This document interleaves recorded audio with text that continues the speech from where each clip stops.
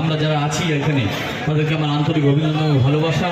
এই গরমের মধ্যেও আপনারা আমাদের মিটিংয়ে এসেছেন, আপনাদেরকে আমার আবারও আমার অন্তরস্থল থেকে আমার যারা বয়োজ্যেষ্ঠ আছেন প্রণাম এবং আমার সহকর্মীদের আমার আন্তরিক অভিনন্দন ও ভালোবাসা।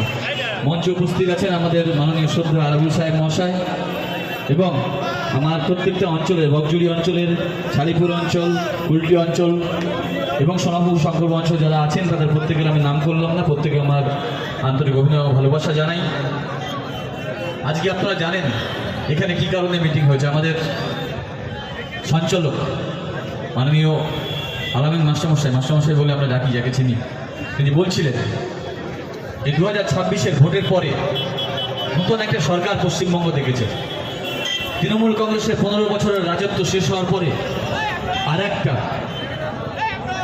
নতুন শক্তি পশ্চিমবঙ্গকে দখল করেছে।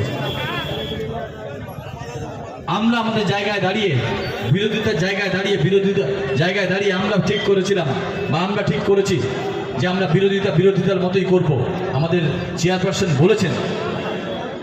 কিন্তু আমরা গিয়ে দাঁড়িয়ে এখন দেখছি বর্তমানে সরকার এসে 1 মাস বয়স হতে পারলো না, তারা সাধারণ মানুষের রুটির জায়গাগুলো নষ্ট করা শুরু করে দিয়েছে। 27 লক্ষ ভোটার যারা এডুকেশনে আছে তাদের নামগুলো ভোট পিটে যাওয়ার পরে তোলার কোনো চিন্তা ভাবনা নেই সরকারের।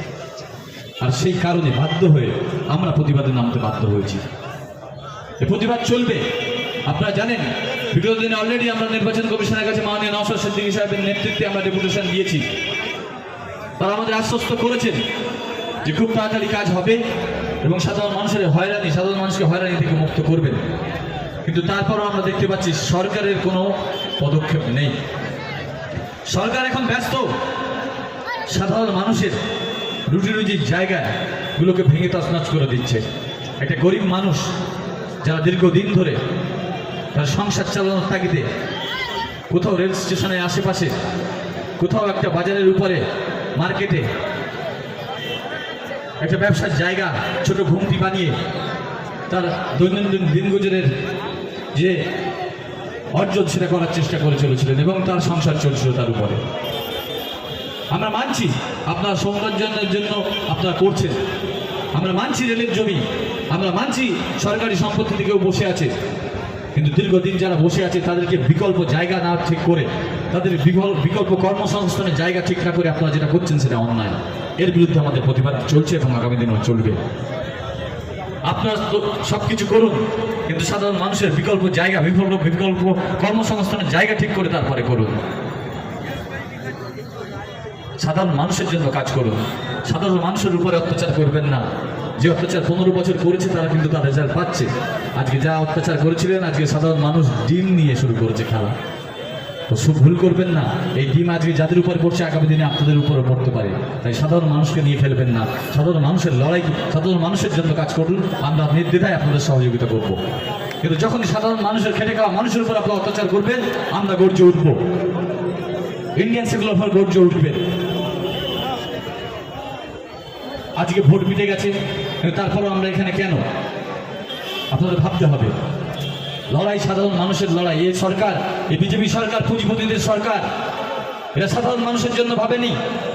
আজকে যে বাজেট পেশ হয়েছে সেখানে দেখুন, আমরা বিরোধী নই, আমরা বিরোধিতা করছি না, ঠিক আছে, মানুষের যারা কাজ করছেন তাদের মাইনে বেড়েছে, কিন্তু যারা দিন মজুর, যারা সারাদিন খেটে খায়, যাদের 500 টাকা রোজে যারা কাজ করে তাদের জন্য 50 টাকা বাড়ানোর সিদ্ধান্ত কিন্তু সরকার নেয়নি। সরকার নেয়নি তাদের জন্য। সরকার যারা 15,000 টাকা পায় তাদেরকে 20,000 টাকায় পাওয়ার ব্যবস্থা করেছে। আমরা তার বিরোধী নই, আমরা চাই তাও তাদের যোগ্য সাম্মানিক পাক। কিন্তু সাধারণ মানুষের জন্য আপনারা কি ভাবলেন?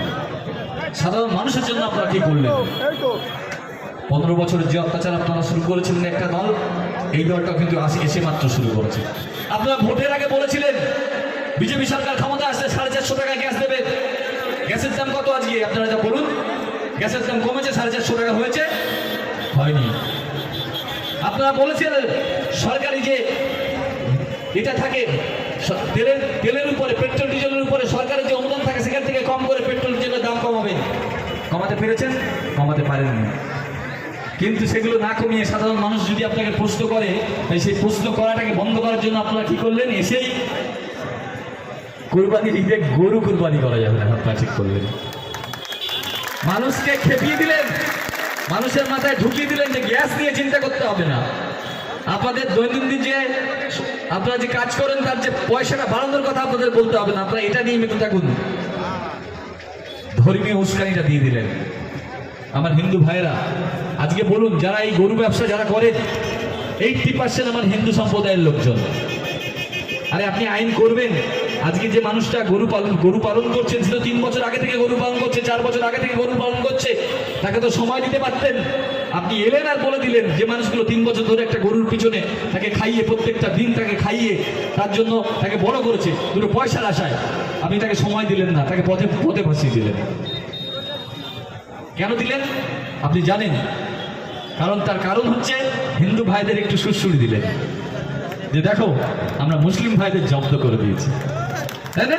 এই ধর্মীয় সুশ্রুড়িতে চলবে না আগামী দিনে। মানুষ বুঝে যাবে খুব তাড়াতাড়ি, মানুষ বুঝতে শুরু করে দিয়েছে।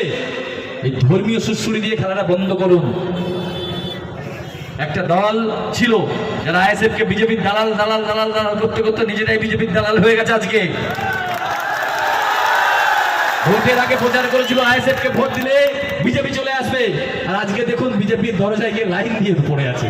কখন দরজা কোথা থেকে কি সুযোগ পাবে বুঝে যাবে। আর ইন্ডিয়ান সেকুলার ফ্রন্টের যারা ছিলেন, আমাদের মাননীয় নওশাদ সিদ্দিকী সাহেব এখনো মেরুদণ্ড সোজা রেখে তৃণমূলের আমলেও দাঁড়িয়েছিলেন, বিজেপির আমলেও দাঁড়িয়ে আছে, আর আগামী দিনেও দাঁড়িয়ে থাকবেন। ইন্ডিয়ান সেকুলার ফ্রন্টের মেরুদণ্ড সোজা। জেল খাটিয়ে আপনি আপনাদের বাঁকাতে পারবেন না, আপনি পয়সার প্রলোভন দিয়ে আমাদের বাঁকাতে পারবেন না।